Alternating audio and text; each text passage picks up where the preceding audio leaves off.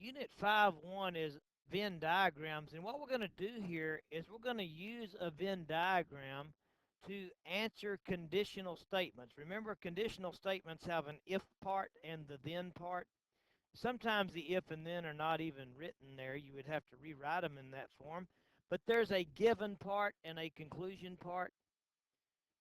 And so here's how we're going to use Venn diagrams to answer questions about conditional statements.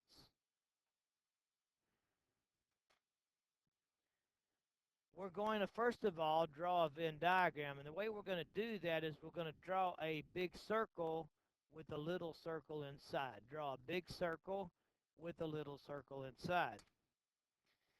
We're going to put the given or the if part in the little circle. If this is true, and we're going to put the then part in the big circle, then this is true. If this is true, then this is true. So, to use a Venn diagram in this way,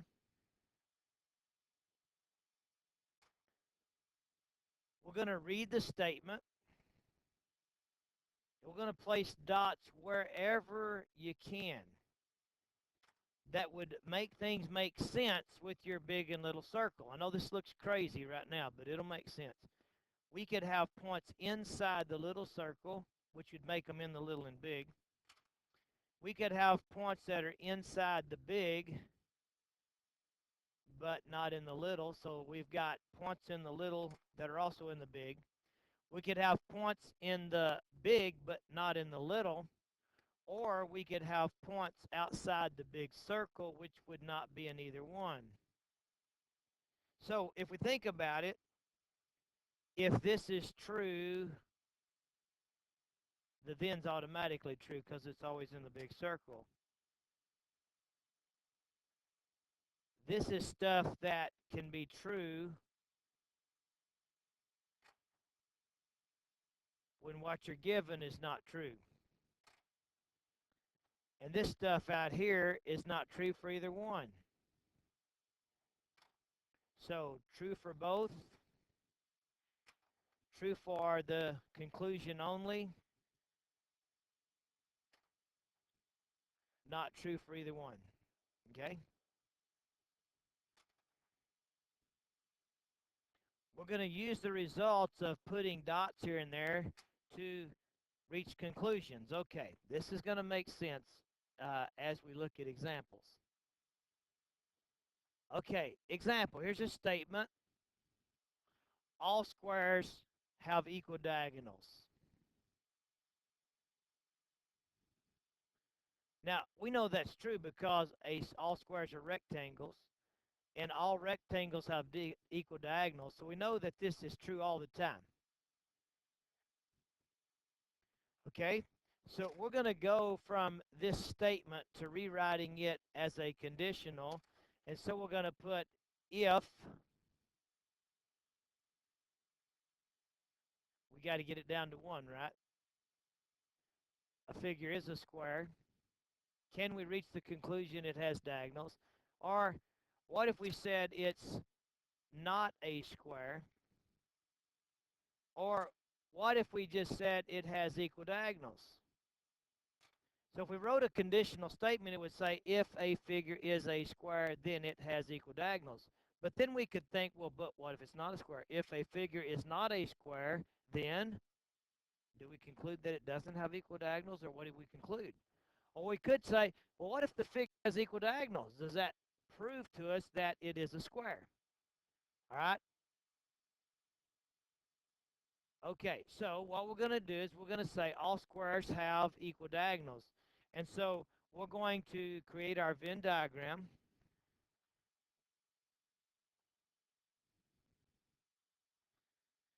Now, we're going to have the square in the little circle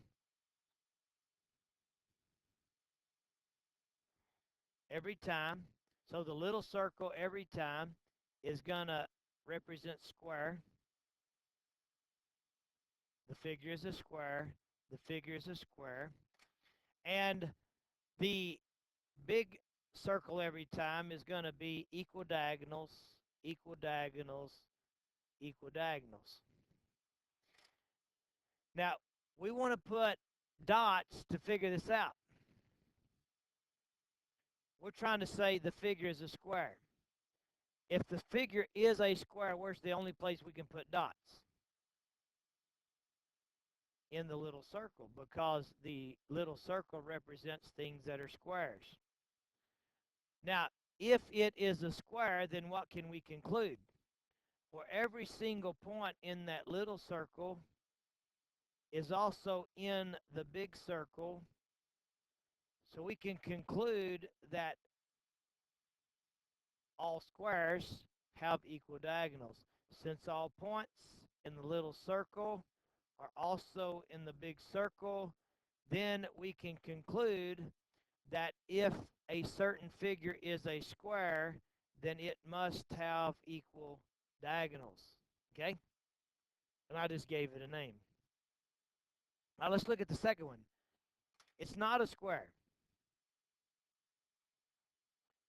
If we know it's not a square, what could we conclude about its diagonals? Well, if it's not a square, then it's not in the little circle, which means it could be in the big circle, or it could actually be outside the big circle.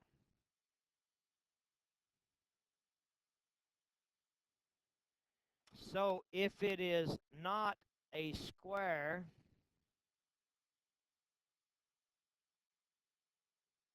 then there's the possibility that it does have equal diagonals, anything in there. But there's also the possibility that it does not have equal diagonals, things out here. Not a square could be in the big circle or outside the big circle, so we can reach no conclusion about whether the figure that we are talking about is a square or not, or has equal diagonals or not. If a figure is not a square, we can reach no conclusion as to whether it has equal diagonals or it doesn't. See how that Venn diagram helps us make that decision. Now let's say, well, it has equal diagonals. If it has equal diagonals, does that prove to us that it's a square? Well, if it has equal diagonals, it could be in the big circle, but not the little one.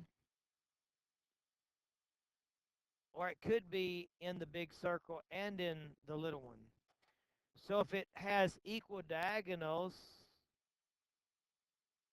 it might not be a square, but yet it might be a square. So the figure in question, since we don't know which one of those dots we made represents the one in question, we can reach no conclusion. Equal diagonal might be in the little circle, but it might not be in the little circle, so we can reach no conclusion about its being a square. Everybody see how we used Venn diagrams to reach conclusions about an original statement, or a new statement based on an original statement. So we had the original statement, all squares have equal diagonals. And then we had individual statements based on that. If a figure is a square, what can we conclude about its diagonals? Well, if it is a square, that means if it's in the little circle, it's also in the big circle. If it's in the big circle, it has equal diagonals, so we can conclude that it must have equal diagonals. If it's not a square, it might be in the big circle, meaning it has equal diagonals, but yet it might be outside of the big circle, meaning it does not.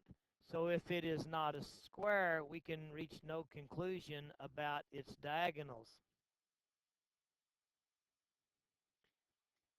If it has equal diagonals, it might be something that has equal diagonals that's not a square, but yet it could be something that has diagonals, equal diagonals that is a square. So it could be in the little circle. It may not be in the little circle, so we can reach no conclusion about its being a square just because it has equal diagonals. Okay? Using Venn diagrams to answer questions related to conditional statements. Okay? Now we're going to move on and go ahead and do the daily work that goes with this. And so we'll just do the first one and let you do the second one. So we're going to draw a Venn diagram. In the Venn diagram, it says here that all rectangles have 4 right angles. So in the little circle, we would put rectangle. And in the big circle, we would put 4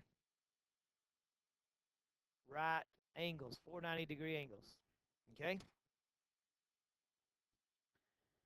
Now, it says the figure is a rectangle. Is a rectangle would be dots in the little circle. So what can we conclude about the 4 right angle situation? Well, if it's in the little circle, it's automatically in the big circle. Therefore, if it is a rectangle, then it must have 4 right angles.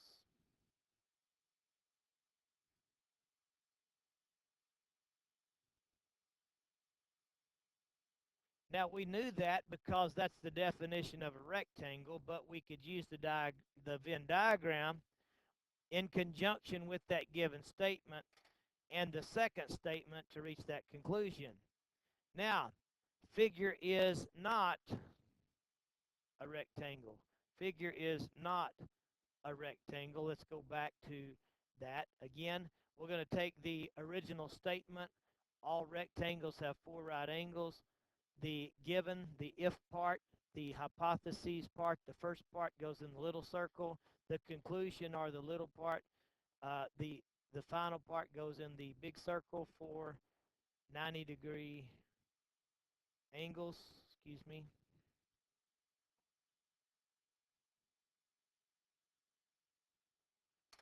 Now it says the figure's not a rectangle. If it's not a rectangle, it's not in the little circle, which means it might be in the big circle, but yet it might not be in the big circle. So if it is not a rectangle, we can reach no conclusion as to whether it has 4 right angles or not.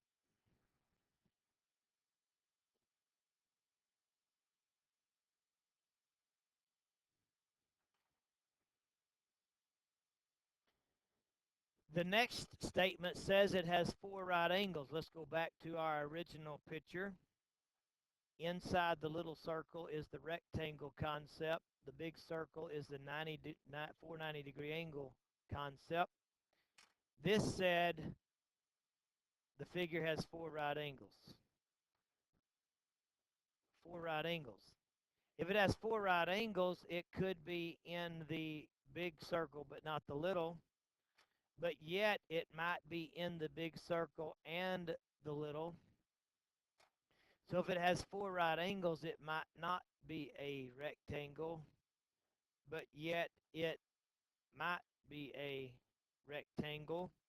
And so we can reach no conclusion as to whether it's a rectangle or not. Okay?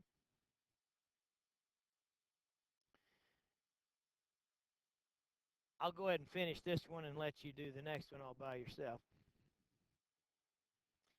It does not have 4 right angles. Well, here's rectangle again, little circle. Here's 4 90-degree angles, big circle. It says that it does not have 4 right angles. That means it is not in the big circle. Now, if it is not in the big circle, then there's no possible way that it's going to be in the little circle. So if it's not in the big circle, it's not in the little circle. So if it does not have 4 right angles, then it is not a rectangle. We can reach a conclusion the conclusion is it is not a rectangle.